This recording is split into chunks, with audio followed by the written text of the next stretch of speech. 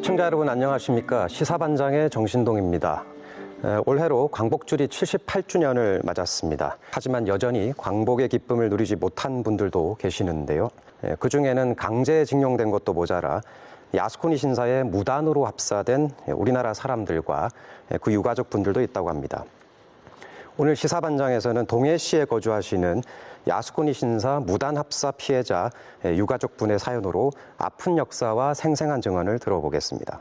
야스쿠니 신사 무단 합사의 피해자 유가족입니다. 동정남 어르신 나오셨습니다. 예, 유가족인 동정남입니다. 민족문제연구소 김영환 실장도 함께하셨습니다. 네, 안녕하십니까.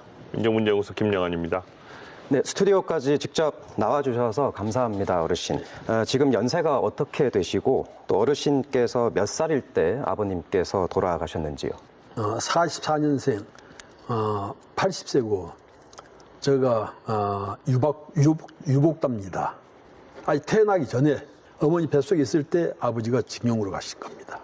예. 아버님께서 일본에 가셨다는데 일본에 가신 이유에 대해서는 들으신 바가 있습니까? 저희 아버지는 일본에 공부를 하러 가셔가지고 그래서 거기서 저희 어머니하고 결혼을 하시게 된 것 같습니다. 예, 이 아버지가 강제징용됐다는 흔적을 찾기 위해서 일본을 다니신 걸로 제가 전해 들었는데 예, 얼마나 다니셨고 또 아무래도 일본과 한국을 오가는 비용이 적지 않게 들었을 것 같은데요. 예. 일본에서 그 아버님의 구체적인 흔적 찾을 수 있었는지요?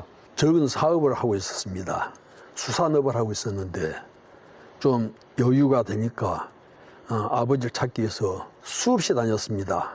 그런데 그것은 경비나 돈 문제가 아니고 제 뿌리를 찾기 위해서 또 저도 결혼해가지고 자식들 놓고 하면은 할아버지 얘기하면은 물어보면은 할 얘기 없습니다.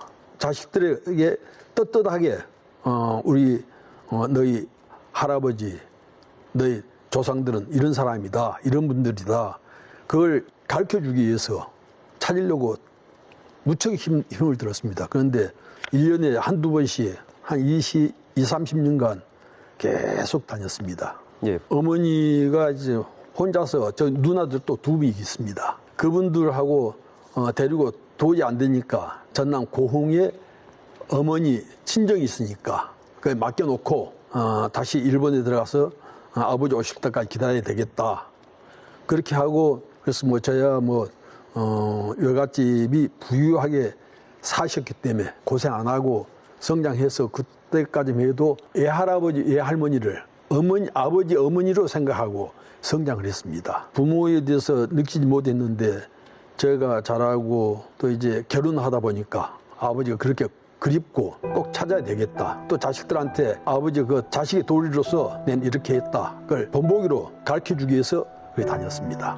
예, 일본도 왔다 갔다 하시고 예. 러시아의 블라디보스톡도 다녀오시고 그러시면서 결국 그 아버님의 신상 정보를 어디선가 발견하셨다고 들었는데요. 그 결정적인 아버님에 대한 신상 정보는 어디서 얻으셨는지요? 예, 아버지가 징용을 가셨는데 어디로 가셨는지 어떻게 됐는지 전혀 모르기 때문에 제가 얘기 듣기로는 일본에 다니면서 블라디보스톡, 사할린 이런 데로 많이 갔다고 얘기를 들었습니다. 그래가지고 혹시 블라디보스톡 같은 데 가셨으면은 우리 영사관도 있고 하니까 가가지고 한번 찾아보자 해가지고 이제 블라디보스톡 가서 영사관 찾아가서 영사한테 사실 얘기를 하니까 고려신문사 거기에 광고까지 내주시대요. 그 영사관님이 그 결과 뭘 찾고 없다는 걸 결과를 저한테 통지해 주시더군요. 그런데 그때까지는 아버지 그걸 몰랐습니다. 그런데 이제 얘기 들어보니까 서울에 가면은 고문소 기록 보관소가 있다 해가지고 예. 그래 이제 찾아가서 마이크로필름을 갖다가 주면서 한번 보라 한 거라요.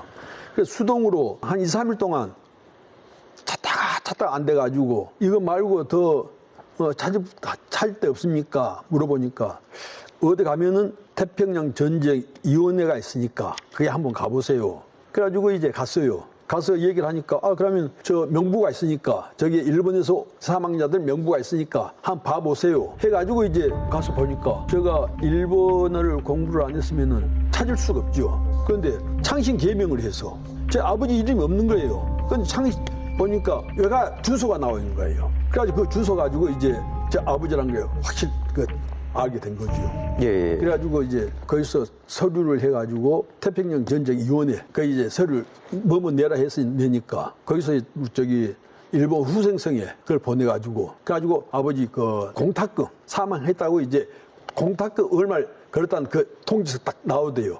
예. 그게 이제 첫 시초입니다. 예. 실장님 그 동정남 어르신에게 이야기를 듣다 보면 네. 아버님께서 결국에는 태평양 전쟁 중에 그렇죠. 전사하신 것 같습니다. 근데 네. 그 당시에 일본이 일으킨 이 전쟁에서 네. 한국인이 어느 정도 지금 동원이 됐다고 보고 계십니까? 예. 지금 동렬 어르신 말씀하신 걸 조금 보충해서 먼저 말씀을 드리면요. 아버님께서는 이제 처음에는 공부를 하러 가셨다가 나고야로 가셨습니다. 그래서 나고야에 미쓰비시 중공업 공장이 있습니다. 거기에서 일을 하시다가 이제 전쟁이 격화되면서 현지에서 징용이 된 사람들을 저쪽 아오모리 쪽으로 오미나토 시설부라고요. 저쪽 이제 일본 본토의 북쪽에 있는 해군의 시설부라는 데가 있는데 거기 이제 많은 사람들이 이 동원이 돼서 영장을 받고 갔는데 그거를 이제 안내하러 인솔자 격으로 가셨다가 그 길로 이제 돌아오지 않으셨다고 이렇게 되어 있는 겁니다. 그래서 이제 그 아버님의 흔적을 찾으러 이렇게 다니시다가 처음에 얘기하신 명부라고 하는 거는 이제 피징용 사망자 명부라 그래서요. 한국 정부에서 징용되신 분들에 관한 성함 그리고 생년월일 그리고 본적지 그리고 돌아가신 곳 날짜 등이 적혀 있는 그런 명부가 있습니다. 근데 거기에서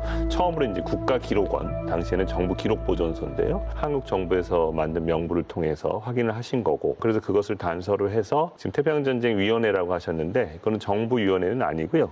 일단 태평양전쟁 희생자 유족회라 그래서 정부에서 그런 일제강제동원 진상규명위원회가 생기기 전부터 유족분들께서 자기 아버지의 기록을 찾기 위해서 여러 가지 활동을 해오셨습니다. 근데 거기를 찾아가셔서 이제 일본 정부가 90년대부터 한국 정부에 건네준 그 명부 가운데 구 해군 군속 신상조사표라는 게 있습니다. 그래서 아버님께서 해군 군속으로 가셨기 때문에 거기에는 이제 성함과 그다음에 날짜 그리고 어느 부대에 있었는지 그리고 급여는 얼마를 받았는지 그리고 유골 돌아가셨을 경우에는 그 유골은 돌아왔는지 유류품이 있는지 그리고 이제 오늘 주제가 되는 건 야스쿠니에 합사된 내용까지 다 기록이 되어 있는 거죠. 그래서 이것을 아마 확인하신 게 제가 보기에는 불과 한 10년 몇 개 되지 않으셨습니다. 그래서 이제 그렇게 해서 아버님의 흔적을 찾게 되는데 거기에 따르면 아버님께서는 북태평양에 지금의 쿠릴 열도가 있는데요.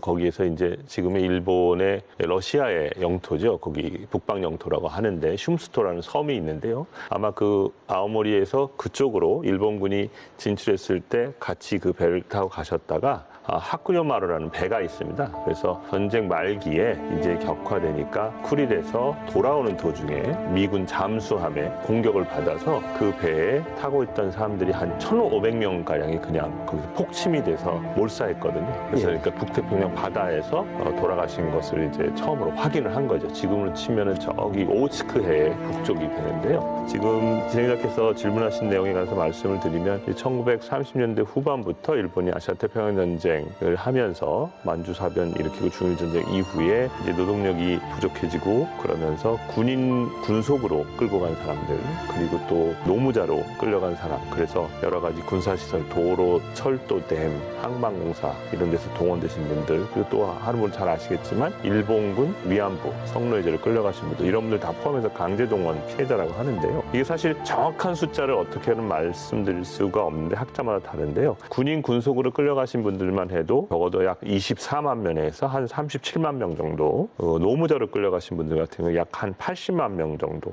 그리고 국내에서 남쪽에서 저 북한 쪽으로 아니면 중국이 일본 진출하기 위해서 이북에 그런 강제 동원되신 분들 그리고 뭐 거기 끌려가셨다가 다시 일본으로 가신다든지 이렇게 한 분들을 치면은 한 연인원이라고 할 수 있는데요.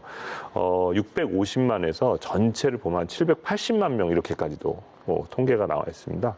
그런데 지금 이제 군인 군속으로 끌려가신 분들 같은 경우에는 한 적어도 24만 명에서 한 37만 명 정도가 일본뿐만이 아니라 일본이 각지에 동남아시아 각지에 아시아 태평양 전쟁 때 갔던 모든 곳에 러시아라든지 중국이라든지 동남아시아라든지 저기 뭐 남양군도 이런 데까지 걸쳐서 다 가셔서 희생이 되었다 이렇게 할 수가 있겠습니다. 예, 780만 명이라고 말씀 최대 많은 경우에는 연인원을까지 쳐서 충격적인 수치인 것 같습니다. 네네.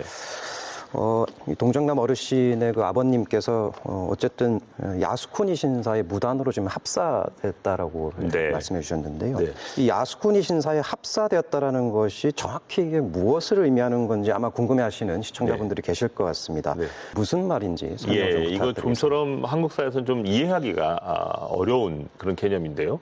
야스쿠니 신사 얘기를 하면 대개의 경우에 한국에서 이제 A급 전범, 전쟁을 일으켰던 A급 전범들이 거기에 합사되어 있는데 일본의 수상이라든지 정치인들이 참배를 한다든지 아니면 공물을 바친다 그래서 국제적인 비판을 받고 있지 않습니까? 그런데 이제 야스쿠니 신사라고 하는 것은 기본적으로 일본이 메이지 유신 이후에 천황제 국가를 건설하면서 이른바 천황을 위해서 죽었다는 사람들을 모시기 위해서 만든 신사입니다. 특별하게 국가 신도라고 해서 천황제를 일본이 만들면서 천황을 위해서 죽었다고 여겨지는 사람들만을 모시기 위한 신사입니다. 그래서 멀리까지는 가령 동학농민 정전 때 우리 의병에 의해서 죽임을 당한 일본군부터 아니면 3.1운동 때 조선 사람들을 탄압하다가 민중들에 의해서 죽은 사람이라든지 그 다음에 뭐 가장 많은 사람들은 일본이 이 아시아 태평양 전쟁을 일으키면서 죽었던 전사자들을 그곳에 이제 모시는 겁니다. 근데 이제 합사라고 하는 것은 무엇이냐면 거기에는 이제 위패가 있는 것도 아니고요. 또 그분들이 전쟁터에서 돌아가시고 난 다음에 유골을 제대로 수습해오지 않았기 때문에 유해가 있는 것도 아닙니다. 다만 그 사람이 천황을 위해서 죽었다라고 여겨지는 사람의 이름을 그곳에 영세부라고 하는 명부가 있는데요. 거기에 이름을 적어서 올리는 겁니다. 그러니까 야스쿠니 신사의 가장 안쪽에 천황을 위해서 죽었다고 하는 사람들의 이름을 적은 명부라고 할 수 있죠. 그 명부에 이름을 올려서 그 사람들이 천황을 위해서 죽었다. 그리고 침략 전쟁을 어떻게 보면 이용을 정당화하는 이데올로기로서 이용된 것이라고 할 수 있죠. 그래서 다른 의미에서는 침략 신사라고 얘기하는데요. 우리는 한국 신민화 교육을 하면서 그 당시에 천황을 위해서 영광스럽게 죽어서 야스쿠니 신사에 이름이 올라가는 것이 우리 일본 국민으로서 그것이 대한 영광이다라고 하는 식으로 세뇌 교육을 받은 것이죠. 그것처럼 동정남 어르신 아버님처럼 그 전쟁에서 돌아가셨기 때문에 그 이름이 야스쿠니 신사의 영세부에 올라가 있는 것이죠. 그래서 합사라고 하는 것은 그 영세부에 이름이 올라가서 그 하나의 신이 되어서 그들이 그것을 이제 모신다. 라고 하는 이런 개념이죠. 그러니까 좀처럼 저희가 좀 이해하기 어려운 개념인데요. 그때 이제 중요한 것은 기본적으로 식민지 조선에서 당시 합사된 분들이 한 2만 1,000여 명 가까이 됩니다. 군인 군속으로 끌려가서 돌아가신 분들이. 근데 이분들이 전쟁이 끝나고 다 돌아올 줄 알고 가족들은 기다렸지 않겠습니까? 그런데 전사 사실도 알려주지 않고 유골도 돌아오지 않고 그리고 또 어떤 분들 같은 경우는 유골이라고 왔는데 보면은 이제 전쟁터 나가기 전에 뭐 손톱을 깎았다든지 머리카락을 뺐다든지 이런 것만 돌아온다든지 그러니까 전혀 알 수가 없었습니다. 그런데 일본 정부에서 야스쿠니 신사에 이 조선인들을 합사시킨 것은 해방이 되고 14년이나 지난 1959년부터입니다. 근데 그 사이에 그럼 합사를 할 때 가족들에게 알려줬느냐? 전혀 알리지 않았습니다. 그래서 저희가 이제 무단 합사라고 하는데요. 가족들은 전혀 모른 채 야스쿠니 신사에 아버지의 이름이 올라가 있고 그것도 창씨 개명된 일본 이름으로 올라가 있습니다. 지금도 야스쿠니 신사에 여전히 이름이 올라가 있고 말하자면 그런 전쟁을 미화하거나 일본이 아시아의 해방을 위해서 한 전쟁이다라고 하고 비판을 받는 신사에 일본의 그런 극우 정치인들이 참배하는 어떻게 보면 대단히 이족들로서는 모욕적인 일들이 지금 현재까지 계속되고 있는 것이죠. 또 하나 타이완도 일본의 식민지였지 않습니까? 타이완의 경우에도 2만 8천 명이 합사가 되었습니다. 그리고 일본 전사자들 같은 건 240만 가까운 사람들이 전사한 사람들이 이미 올라가 있는데요. 거기에는 이제 A급 전범이라고 얘기하는 소위 도조 히데키라든지 고이소 쿠니야키라든지 우리나라 조선을 침략 전쟁하고 전쟁을 일으킨 A급 전범들도 같이 올라가 있습니다. 그러니까 전쟁을 일으킨 가해 당사자와 이렇게 동정남 어르신의 아버님처럼 피해를 당하신 분들이 같은 명부에 올라가 있는 것이죠. 말씀을 듣다 보면 상당히 충격적인데요. 궁금한 것이 어떻게 유족의 동의도 받지 않고 이렇게 마음대로 합사가 가능했을까? 이런 일들이 어떻게 가능했다고 보시는지요? 그러니까 이게 야스쿠니 신사를 좀처럼 설명을 하려고 그러면 한국 사람들은 도저히 이해를 할 수가 없는데요. 가령 예를 들면 동정 어르신 같은 경우에도 자기 아버님이 일제시대 때 그렇게 징용으로 끌려가셔서 억울하게 돌아가신 어떻게 보면 피해자 아닙니까? 그런데 가해자들하고 이름을 거기다 같이 올려놨다는 거, 그리고 가족에게도 알리지 않았다는 거, 도저히 이해할 수 없지 않습니까? 그런데 이 야스쿠니 신사라고 하는 것이 기본적으로 일본의 제2차 세계대전 당시에는 이 육군성이 직접적으로 관리를 했습니다. 그러니까 침략 전쟁이 계속되고 있는데 침략 전쟁을 계속하기 위해서는 누군가 죽어야 되는 사람이 있지 않습니까? 근데 그 죽어야 되는 사람을 계속적으로 만들어주기 위해서 합사를 할 때는 천황이 직접 와서 합사할 때 의식을 거행했습니다. 그러니까 일본의 보통 민중들에게는 신이라고 여겨지는 천황이 직접 와서 합사를 할 때 의식을 거행했던 것이죠. 참배도 하고. 그리고 또 중요한 것은 당시에 그렇게 죽은 사람들을 위해서 일본의 유족들에게는 지금까지도 유족연금이라는 걸 주고 있습니다. 예, 원어법에 의해서.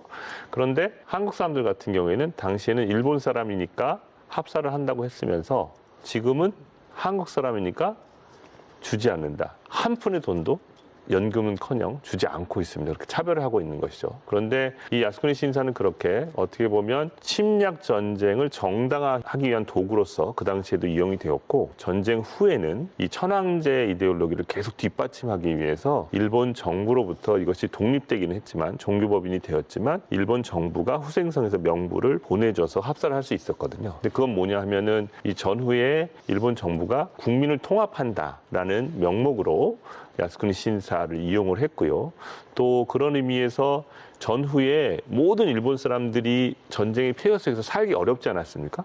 그런데 야스쿠니 신사에 자기 가족이 합사되어 있다, 전사자가 있었던 사람은 나라에서 연금이 나오기 때문에 나라를 위해서 죽은 사람이 있어서 우리는 그나마 잘 살 수 있었다 라고 얘기하고 되는 거죠. 그래서 어떻게 보면은 지금 일본에서 자유민주당, 자민당이 오랫동안 장기 집권을 하고 있는데, 그것을 가장 뒷받침하고 있는 집단이 일본의 그 유족회입니다. 야스쿠니 신사에 합사되어 있는 사람들이 유족인데요. 이제 그러면서 이 조선인 같은 경우에도 저희들이 말하자면은 이 야스쿠니 신사를 공고히 하기 위해서 정책적으로 그냥 무시하고, 말하자면 59년이면 국교도 맺어지기 전인데요.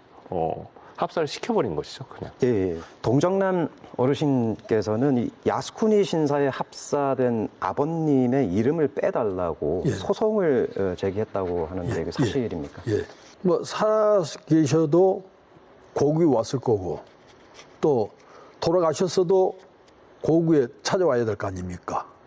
그런데 왜 남의 땅에서 돌아가셨으면서 우리가 모셔오겠다 해도 이름을 안 빼주는 거예요. 그렇기 때문에 내가 떳떳하게 아버지를 모셔와가지고 집에서 모셔야지. 왜 그 사람들한테 맡겨놓고, 또 가면은 이제 실장님하고 또 일본 변호사님하고 그 야스쿠니 신사를 갔었습니다. 갔었는데 그 경비병들이 둘러싸가지고 접근도 못하게 하는 거예요. 그렇게 해서 뭐 그냥 목소리로만 큰 소리 치고 싸우고, 그리고 그냥 쫓겨나왔어요. 그리고 이제 현재까지도 어떻게 하더라도 싸워가지고 아버지를 모셔와야 되죠. 그런 계획이고 있습니다. 강제징용으로 희생되셨던 분들이 종전 이후에도 여전히 야스쿠니 신사에 머물러 있는 것, 다시 고국으로 어떻게든 최종적으로 다시 돌아올 수 있도록 최선을 다하고 계신 이야기를 해주셨는데요. 그 현재 이 소송에 참여 중인 야스쿠니 신사 무단합사 피해자의 총 유가족 규모는 어떻게 됩니까, 실장님? 대단히 안타까운 일인데요. 지금 이제 동정 어르신께서 하고 계시는 소송에 대해서 말씀하셨는데, 요거는 간단합니다. 거기 야스쿠니 신사에 우리에게 알리지 않고, 그리고 그런 침략 전쟁을 미화하는 야스쿠니 신사의 아버지의 이름이 있는 것이 대단히 모욕적인 일이고 있을 수 없는 일 아닙니까? 그러니까 이름 빼라는 겁니다. 그래서 저희가 이게 손해배상의 형태를 띠고 있는데요. 상징적인 의미로 이게 손해배상의 액수가 1엔입니다. 1엔. 그 돈을 달라는 것도 아니고. 그래서 이 소송의 경위를 보면 2001년부터 사실은 시작이 됐습니다. 그 당시에는 생존자분들이 계셨습니다. 근데 대단히 기막힌 일도 있는데요. 그 전쟁터에 끌려가셨다가 그곳에서 탈영을 하거나 살아남으신 분들 있지 않습니까? 가령 예를 들면 자살 특공대라고 해서 가미가제 특공대에 출격 명령을 받았는데 일본이 패망하는 바람에 살아남았다, 이런 분들이 계신데요. 그런 분들이 살아서 돌아왔는데도 일본 공식 명부에는 그 사람이 죽은 걸로 돼 있어서 야스쿠니 신사 이름이 올라가 있는 경우도 있어요. 그래서 그런 유족분들과 생존자분들 한 252분 정도가 2001년도에 1차 소송을 제기했습니다. 이게 군인 군속 소송이라고 하는데요. 그래서 이름을 빼달라, 그리고 유고를 돌려달라, 그리고 사죄하라, 막 이런 소송을 한 게 있었고요. 그리고 그 뒤에 2007년에 11분이 이 야스쿠니 합사만을 가지고 이름을 합사 취소죠. 합사 철폐, 이름을 빼라는 소송을 제기했고, 그것이 다 이제 패소로 다 끝났습니다. 근데 소송도 오래 걸리고요. 그래서 2013년에 이제 동정 어르신께서도 원고로 참여하셨는데 27분이 참여를 하셨습니다. 그러니까 전체 도합하면은 300여 분 정도밖에 되지 않습니다. 아까 얘기한 대로, 말씀드린 대로 한 2만여 명 가까운 분들이 합사가 되어 있는데도 아직까지 유족분들도 모르는 분들이 대부분이십니다. 그리고 동전 어르신처럼 본인이 아버지 기록을 찾기 위해서 그렇게 노력을 하지 않으면 찾을 수가 없거든요. 그리고 또 그것을 확인한다고 하더라도 야스쿠니 신사에 합사되었다는 것의 의미조차도 알 수가 없고, 또 그것을 어떻게 하면 가능한지도 알 수 없고, 그래서 지난 5월 달에 항소심이 패소를 해서 지금 일본의 최고재판소 대법원에 올라가 있습니다. 예, 패소했다고 말씀을 해 주셨는데요. 네네. 이런 일본 법원의 판단이 예. 상당히 개인적으로 봐도 비상식적이다라는 생각이 드는데요. 일본 법원은 왜 이 한국 유족들의 요구를 받아들이지 않았다고 보고 계십니까? 여러 가지 이유가 있는데요. 대단히 좀 상식적으로 이해하기 힘든데 이런 게 있습니다. 그러니까 관용론이라 그래서 자신들은 야스쿠니 신사는 신도이다. 그리고 이분들이 유족들이 요구하는 것은 이제 본인들이 이름을 빼달라고 하는 거 아닙니까? 그런데 자신들이 보기에 당신의 생각과 이 야스쿠니 신사가 주장하는 생각, 이 다르다고 할지라도 그렇게 서로 싸울 일이 아니니 서로 관용하면서 받아들여라 라고 하는 겁니다. 그리고 어떻게 보면은 권리 이익이 침해됐다고 볼 정도는 아니다 라든지 판결을 내리고 있고요. 그래서 이 야스쿠니 신사 같은 경우에는 특히 일본에서 어떻게 보면 그 천황제와 직결되어 있기 때문에 대단히 금기시되고 있는 부분이 있습니다. 그래서 몇 가지 말씀을 드리면, 가령 예를 들면 예전에 일본의 수상 가운데 야스쿠니 신사를 공식 참배를 한 사람들 가운데 유명한 사람이 고이즈미 전 총리가 있고요. 아베 총리가 있습니다. 그래서 이제 그 참배할 때마다 그렇게 수상이 일개 종교법인에 야스쿠니 신사에 참배하는 것은 헌법에 위반된다, 정교 분리를 정한 일본의 헌법에 위반된다라는 소송들을 제기를 했는데요. 저희 한국 유족들도 같이 원고로 참여하고 또 일본에 반대하는 시민들도 참여를 했는데, 가령 예를 들면 1심 같은 경우에 이것이 헌법 위반이다라는 판단이 난 경우가 있거든요. 근데 그런 경우 거의 2심, 3심에서 다 뒤집어지는데요. 그렇게 해서 야스쿠니 신사에 대해서 불리한 판결을 내린 판사들은 거의 다 좌천이 됩니다. 예. 그리고 일본의 우익들한테 살해 협박까지 받을 정도로 이 야스쿠니 신사라고 하는 것이 직접적으로 일본의 그 천황제에 말하자면은 직결되는 것이기 때문에 엄청나게 그 보수적인 판결이 계속 내려지고 있고요. 또 하나 이해할 수 없는 논리 중에 하나는 이 야스쿠니 신사에 합사된 분들 같은 게 한국 유족도 계시고 타이완 분들도 계십니다. 그리고 일본의 오키나와라든지 일본 분들도 계시는데 그 합사에서 이름 빼내라고 하는 일본 분들도 계시거든요. 그런데 이제 야스쿠니 신사의 논리는 뭐냐 하면, 이 신이 되면은 기본적으로 야스쿠니 신사의 합사가 되면 한 장의 방석에 다 같이 이름이 올라가서 하나의 신이 된다라고 하는 겁니다. 그러니까 거기서 빼낼 수 없다 라고 하는 게 야스쿠니가 주장하는 논리고요. 일본 사법부도 그것을 그대로 받아들여서 서로 관용하면서 있으라, 관용론 아니면 또 뭐 수인론, 그 정도는 참을 수 있다라든지 뭐 이런 식의 논리로 계속해서 판결을 내리고 있습니다. 도저히 저렇으면 받아줄 수 없는 것이죠. 예. 아직 그 최고재판소 판결은 남아있다고 아까 말씀해 주셨는데요. 여전히 좀 부정적으로 전망하시는지요? 예, 그게 일본의 사법부가 대단히 이 야스쿠니 재판 같은 경우에는 엄청나게 일본의 그 판결도 시간이 오래 걸리고, 지난 2차 소송 같은 경우에도 한 5년 만에 판결이 1심 선고가 있었는데요. 판결문 한 5초 정도 읽고 그냥 나가버리고 판결 취지 같은 것도 하나도 설명해 주지 않고 그런 경우가 많이 있습니다. 근데 최고재판소 같은 경우에는 우리 대법원과 마찬가지로 이 사실침을 하지 않기 때문에 그렇게 이제 큰 기대를 하기는 조금 어려운 부분이 있습니다만, 이 재판을 하는 것의 의미는 그것을 기록으로 남기는 것이 대단히 중요하다고 생각을 합니다. 그래서 법정에서 저희들이 유족분들이 소송을 할 때마다 법정 진술을 합니다. 그 원고들이 이것도 이제 일본의 변호단들이 재판부에 계속 요구를 해서 자신의 그 아버지가 어떻게 피해를 당했고 또 이것이 자신에게 어떤 의미가 있고 이름을 왜 빼야 되는지를 계속 요구하거든요. 일본 법정에서. 그런 것들을 통해서 이것을 역사적으로 기록으로 남기기 위해서 대단히 중요하다라는 의미에서 소송을 계속하고 있고요. 지금 이제 2차 소송 같은 경우에 최고재판소 판결이 이제 내년 정도에 날 수도 있는데요. 저희가 계속해서 이것을 도저히 받아들일 수 없기 때문에 다음 3차 소송, 이번에는 자제분들이라든지 아니면 손자라든지 계속해서 이 야스쿠니 부당성을 알리기 위해서 소송을 계속 준비해 나가려고 하고 있습니다. 예, 동정남 어르신께서는 최근에 직접 일본을 방문하셨다고 들었는데 어떤 일로 일본을 최근에 방문하셨습니까? 그 소송 관계로서 다닌 거죠.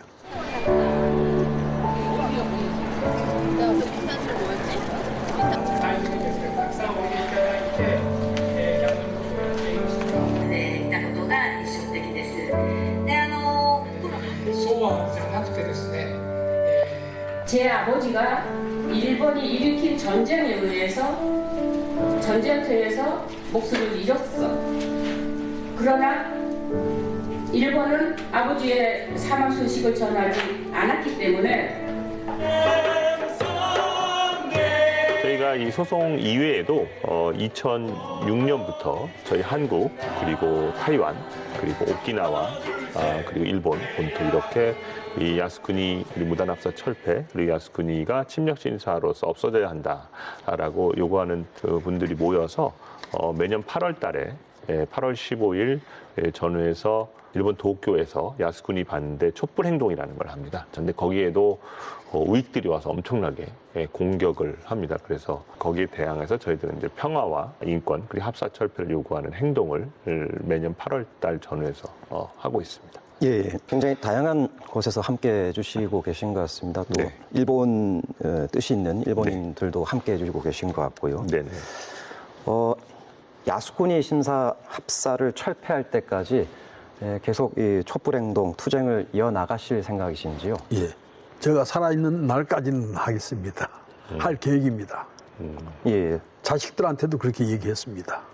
예. 현재 민족문제연구소에서 야스쿠니 신사 무단합사 피해 유가족들을 지금 돕고 계신다고 제가 전해 들었는데요. 네. 구체적으로 어떤 활동을 하고 계십니까? 예, 저희 그 동정 어르신 아까 말씀하신 거 조금 말씀드리면 형제분들께서 아버님의 이제 유해도 찾지 못하고 있기 때문에 그거에 관해서 이제 가묘를 만들어 놨습니다. 누님께서. 근데 동정 어르신께서 아직 한 번도 안 가보셨다 그러더라고요. 왜냐하면 아버지가 야스쿠니 신사 이름이 거기 있기 때문에 그것을 빼내지 않으면 안 된다. 근데 그런 마음을 가지신 분들이 많이 계시고요. 저희 민족문제연구소에서는 친일 인명사전이라 그래서요. 친일파에 관한 연구, 그 사전을 편찬한 대로 잘 알고 있지만 저희가 오랫동안 해온 활동 중에 이 강제동원 피해자들을 지원하는 활동을 해왔습니다. 그러니까 군인 군속으로 이렇게 끌려가신 분들 같은 경우에는 야스쿠니 신사에서 이름을 빼내라라고 하는 소송 지원도 하고 있고 또 하나는 이제 노무자로 끌려가신 분들 같은 경우에는 이제 소송을 일본과 한국에서 90년대 후반부터 계속해서 최근 이제 화제가 되고 있는 그런 강제동원 대법원 판결을 받아낼 수 있는 소송도 하고 있고 그래서 이 유족분들께서 이 소송을 제기하시고 하려고 하면은 기본적으로 아까 말씀드렸듯이 기록을 찾는 일부터 다 일본어로 적혀 있으니까요. 법정에 서기 위해서는 또 진술서도 작성을 해야 되고 또 그거에 관한 여러 가지 저희들이 기록으로 남기고 또 일본의 시민들과 같이 연대해서 이 소송이 또 일본에서 진행이 되니까요. 그것에 관한 소송 지원 그리고 또 유족분들께서 원하는 진상규명 그리고 그거에 관한 특별법 운동 등 강제동원에 관련된 일들을 계속 해오고 있습니다. 예, 야스쿠니 신사 무단 합사 철폐 소송도 계속되고 있지만 네. 일본 강제 노역을 했던 피해자들이라든가 일본을 상대로 한 또 다른 종류의 소송도 네. 있다고 들었는데 현재 네. 어떤 상황입니까? 네. 그러니까 지금 야스쿠니 소송 같은 경우는 이제 일본에서 소송이 진행되고 있고 지금 2018년에 대한민국 대법원에서 일본제철 그리고 미쯔비시 중공업의 노무자로 끌려가셨던 분들에 대해서 이제 승소 판결을 내렸습니다. 일본제철 그리고 미쯔비시 중공업 동전 어르신 아버님께서 일하셨던 나고야에 있는 회사인데요. 거기에 노무자로 끌려가셨던 분들 그리고 히로시마에 있는 미쯔비시 중공업에 끌려가셨던 분들에 대해서 그곳에서 반인도적인 불법행위 그리고 그거에 의해서 인권 침해 당한 것이 말하자면 손해배상을 해야 된다라고 해서 판결이 내려졌는데요. 아주 역사적인 판결이라고 할 수 있습니다. 그런데 그것이 소송이 사실 시작된 것은 대단히 긴 역사가 있습니다. 일본이 97년부터 일본에서 소송을 시작을 했는데요. 일본 기업들을 상대로 민사소송입니다. 그런데 일본에서는 패소를 했고요. 그런데 그 과정에서 청구권협정, 65년 한일 청구권협정이 벽이 돼서 패소를 했습니다. 그래서 한국과 일본의 시민단체가 한일 청구권협정 그 외교문서에 공개 소송을 했고 그것이 공개되면서 기본적으로 일본군 성노예 문제, 사할린 피해자, 원폭 피해자 그리고 반인도적인 불법 행위에 대해서는 청구권협정의 적용 대상이 아니다라는 한국 정부의 그 민관 협의회 발표가 있었고 그 뒤에 이제 한국의 법정에서 2000년 그리고 2005년에 일본 기업들을 상대로 노무자 피해자들이 소송을 했습니다. 그래서 지난 2018년에 대법원에서 승소 판결이 내려졌습니다. 그런데 일본 기업들이 일본 정부의 압력에 의해서 이것을 배상금을 지급하지 않고 있습니다. 그래서 그것이 현재까지 이어지고 있고요. 그것이 올해 한국 정부에서 이제 제3자 변제라는 방식으로 해결하겠다는 걸 발표를 해서 지금 문제가 되고 있고 또 그 이후에도 현재 대법원에 그런 강제동원 피해자들이 이 소송을 제기해서 계류 중인 소송들도 있고 2018년 판결 이후에 추가로 소송을 제기하신 분들이 있습니다. 그런데 이제 민법상의 소멸시효가 3년이기 때문에 지금은 소송을 제기할 수 없는데요. 동료를 모르신 아버님 같은 경우에도 미쓰비시 중공업에서 일하셨기 때문에 사실은 강제동원 소송도 따로 제시를 할 수가 있는데 기록이 없습니다. 일본 기업들이 갖고 있는데요. 내주지 않아서 기록을 찾을 수 없어서 소송도 제기하지 못하고 있는 이런 상황이고. 예, 한국의 대법원에서 승소 판결 얻은 것과 관련해서 제3자 변제 이야기도 잠깐 해주셨는데요. 현재 우리나라에서 이 강제동원 피해자들에 대해서 정부 산하 재단인 일제강제동원 피해자 지원재단이 일본 기업을 대신해서 배상금을 지급하는 소위 제3자 변제안이 지난 3월에 발표가 됐습니다.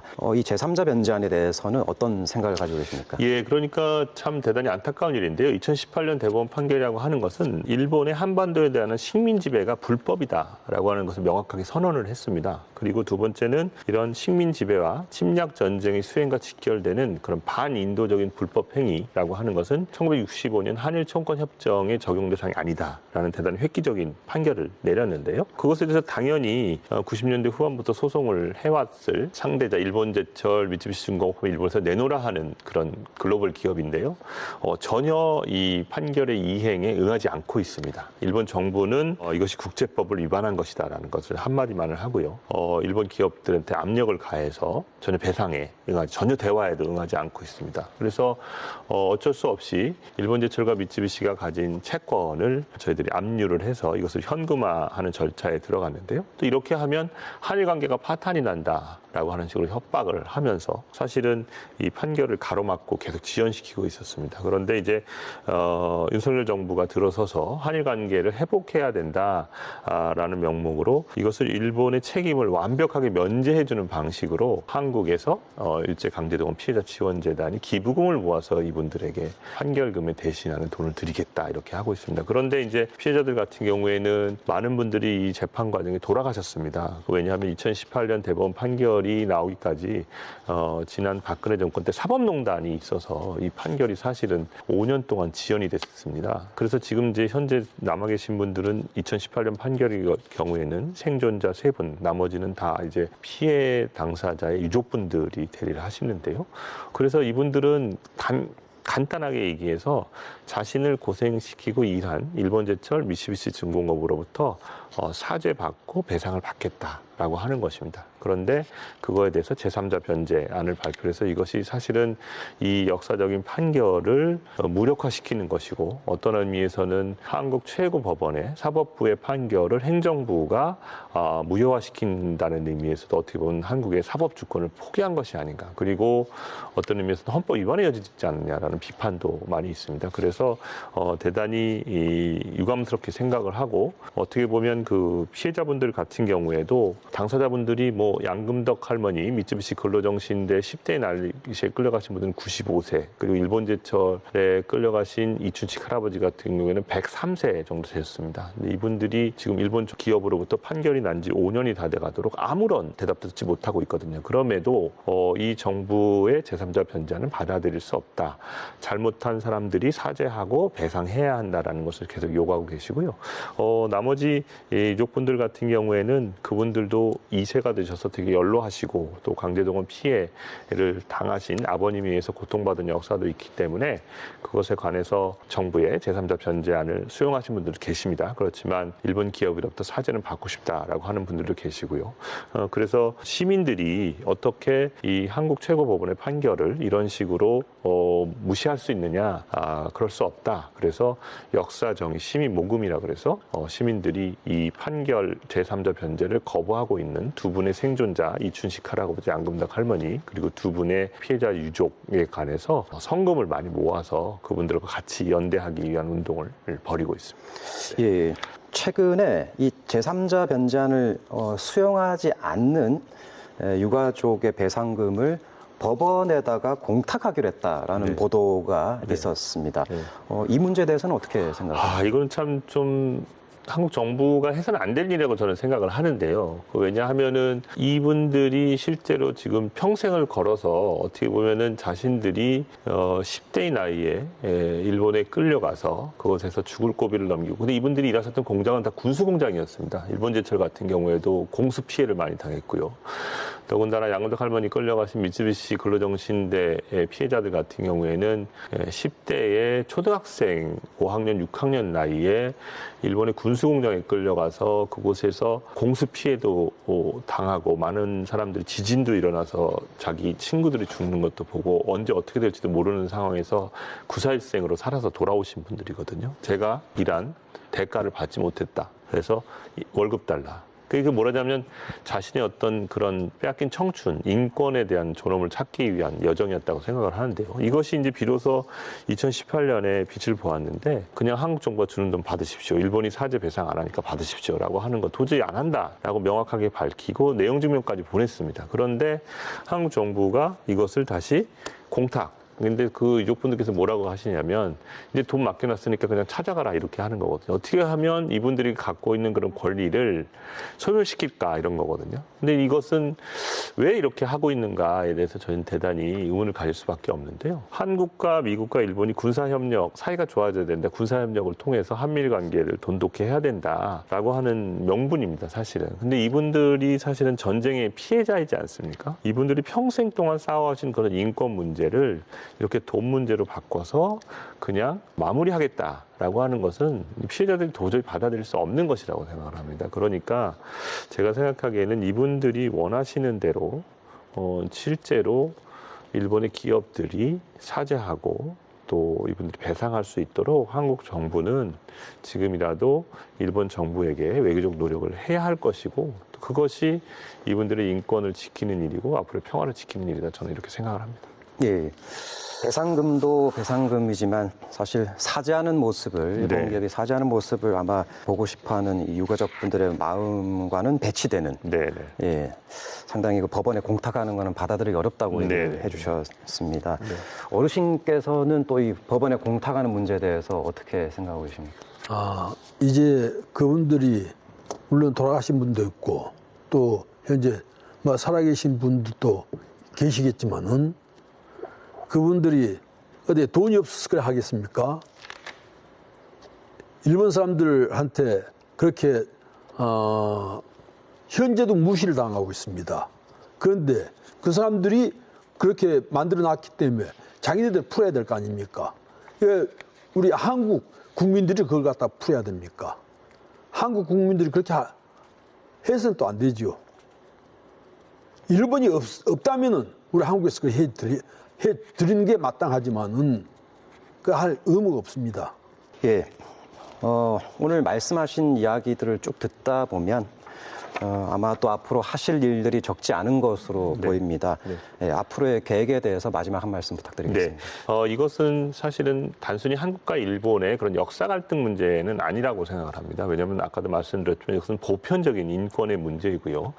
동정남 어르신 아버님께서 본인의 가족이 원하지 않는데 자신의 부모님을 추모할 권리는 가족에게 있지 않습니까? 그것을 지금 빼앗기고 있고 인권이 침해되고 있는 상황 아닙니까? 그렇기 때문에 한국과 일본에 있어서는 역사 문제라고 하는 것도 단순히 이런 강제동원 대법원 판결 문제가 제3자 변제, 돈만 준다고 해결되는 것이 아니라 이분들이 진정으로 인권을 회복할 수 있는 방향으로 해결해야 되는 것, 사죄와 배상을 받아야 하는 것, 또 이것만 했다고 해서 이 역사 문제가 끝나는 것이 아닙니다. 이 야스쿠니 문제도 있고요. 또 하나는 아버님 같은 경우에도 야스쿠니 신사에 합사되는 것뿐만이 아니라 유해도 지금 어디 있는지 모릅니다. 그런데 일본이 2016년부터 전몰자 유해 수습에 관한 특별법을 만들어서 아시아 태평양 각지에 있는 유골들을 수습해 오고 있습니다. 거기에는 저희 조선 사람들의 유골도 섞여 있습니다, 당연히. 그런데 그것에 대해서 아직 한 구도 제대로 찾아서 돌려주지 않고 DNA 검사도 한국 정부의 참여도 제대로 시키지 않고 있습니다. 또 그것뿐만이 아니라 이거 찾지 못한 우편저금이라든지 후생연금이라든지 또 이런 문제들이 많이 산적해 있거든요. 그래서 이런 부분에 있어서 이런 전후보상의 문제라고 하는 것, 일본과 한국에 있어서 이 전쟁이 남긴 그런 식민지 지배 책임이라고 하는 문제는 많이 있습니다. 이것이 결국에는 일본이 꼭 해결해야 하는 문제이고 또 이 문제를 해결할 때만이 일본은 진정한 평화국가로서 거듭날 수 있다고 생각을 하는데요. 그런 의미에서 지금 야스쿠니 신사의 합사를 계속하고 있고 그런 식으로 식민 지배와 침략 전쟁을 부정하는 그런 일본 정부의 태도라고 하는 것은 결국에는 평화 헌법을 바꿔서 다시 전쟁을 할 수 있는 나라로 가기 위한 움직임이 아닌가라고 생각을 합니다. 그런데 그렇게 될 경우에 그럼 저희가 살고 있는 한반도는 안전한가? 그렇지 않습니다. 가깝게는 이런 후쿠시마의 해고염수 방류라고 하는 문제도 직접적으로 이런 강원도 동해 지방에 영향을 끼치지 않습니까? 또 이것도 어떻게 보면 핵 문제, 평화 문제에 직접적으로 관련이 있는 것이기 때문에 저희는 이런 일본의 시민들과 아까 말씀드린 평화 세력들 그리고 동아시아 시민들이 함께 과거를 극복하고 이런 과거의 전후보상 문제를 제대로 해결하고 또 그런 의미에서 일본이 평화헌법을 제대로 지키고 또 이것이 결국에는 한반도의 평화로 이어질 수 있도록 하는 활동들을 계속해서 일본의 시민들과 그리고 세계 시민들과 연대해서 피해자들을 같이 연대해서 해나갈 생각입니다. 예, 어르신께서도 마지막으로 하고 싶은 말씀 있으시면 한 말씀 부탁드리겠습니다. 아까도 말씀드렸지만은 끝까지 해보겠습니다. 예, 그래가지고 하루라도 빨리 와서 집에서 모실 그런 날이 빨리 왔으면 좋겠습니다. 예. 합사 철폐 운동을 끝까지 이어나가겠다라는 의지를 밝혀주신 것 같습니다. 두 분 함께해 주셔서 감사합니다. 수많은 강제동원의 희생을 넘어서서 이제는 야스쿠니 신사의 전범들과 함께 무단으로 합사되어서 큰 고통을 겪고 있는 피해자분들의 이야기까지 들어봤습니다. 일본 정부가 더 이상은 종교 영역이란 이유로 소극적인 태도를 취하지 않도록 우리 정부가 조금 더 외교적인 노력을 적극적으로 기울여야 할 것으로 보입니다. 그리고 우리도 후손으로서 역사를 다시 한번 되짚어보고 이런 아픔이 되풀이되지 않도록 경각심을 가져야 하지 않을까 싶습니다. 오늘 시사반장 여기까지입니다. 감사합니다.